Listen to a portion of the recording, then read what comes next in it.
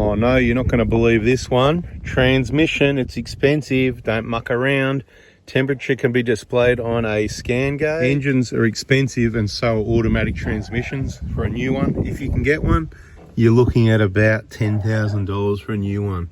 Down behind the engine there, pretty straightforward. But what's not is setting the oil level on the automatic transmission and doing the maintenance. I'm going to tell you a bit of a story. What happened to someone? It's a bit of a story, so you're going to need to reserve 5 or 10 minutes. I'll try and make it brief as I can. Try and get it done quicker than that, but you never know your luck in the big city. So firstly, I want to say we've got an automatic transmission playlist. That's for the mechanically apt, the people that are good at working on things that can follow the directions to do a transmission flush. And I'm sure a lot of you can do that, and I'm sure you're quite creative and you can probably work out other ways to do things besides setting it by temperature, etc. I know some people that get under there and do the transmission flush and they don't follow the directions because they're pretty creative.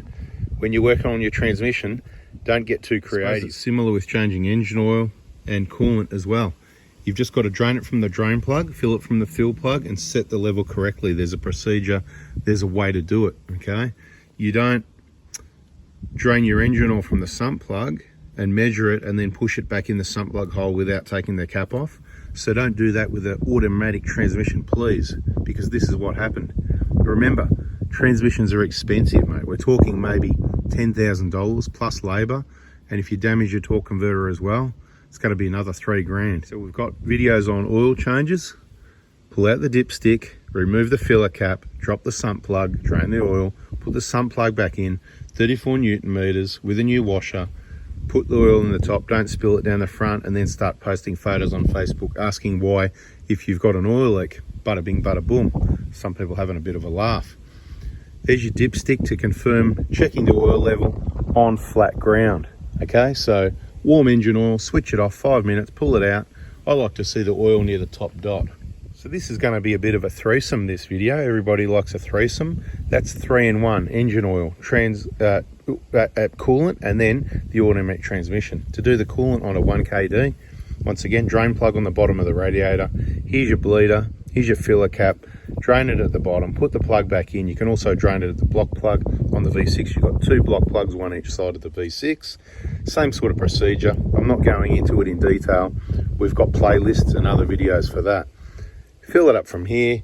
You need to fill it up to where it says B for bleeding the bugger, and take that out so the air can come backwards out there as you're pouring it in the top. Now let's move to the transmission. It's got a 24mm filler plug that can be hard to find.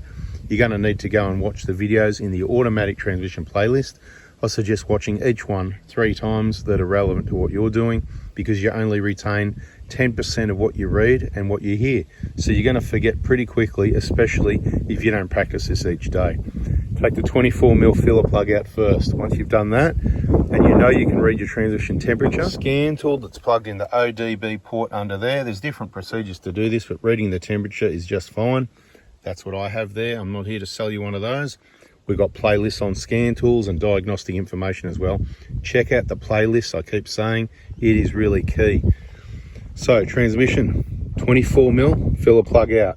You know you can read the temperature. You know you got the right oil.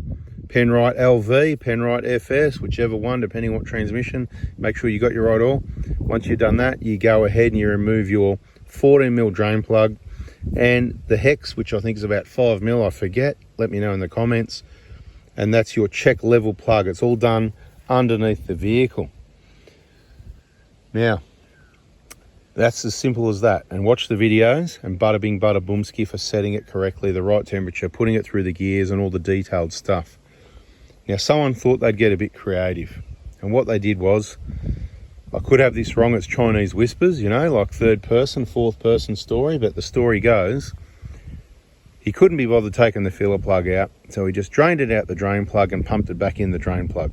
Well, that would seem like it'd be a reasonable thing to do, wouldn't it? Well, it didn't work out, so don't do it. Just follow the correct procedure as demonstrated in the automatic transmission playlist. Thank you very much. Now to tell you why we found out this is a problem. So the vehicle came in, we've wasted time on it trying to find a vibration. It happened to be a 1GD, but it's not going to matter if it's a 1GD with a 6-speed or a 1KD with a 5-speed or a 1GR with a 5-speed. You're probably going to get similar symptoms from that transmission under there if it's got 1 litre less oil than it should have. Yep, that's what it was. It was 1 litre down. So how you can drain the oil, measure it, put the same amount back in, I don't know. That would be hard to do. Doesn't sound like a good idea to me. Sorry about the wind here today. Out here, but a windy video is better than no video and you getting creative and costing yourself 10 grand or 13 grand plus like 15 grand, you know, whatever it might be, because you saved how much? About 400 bucks from bringing it to me for a transmission flush, more or less, depends how much oil we use. Not worth it, is it? So watching the videos, DIY maintenance, sometimes worth it, but if you don't watch all the videos and enough times, then you could make a mistake. Lots of people do. Most people are okay, but there's too many mistakes and they can all be avoided. And this is the key message, I suppose, today. It can all be avoided. So to recap, somehow he's drained the oil and refilled it from the drain plug, but didn't refill it and left it 1 litre low.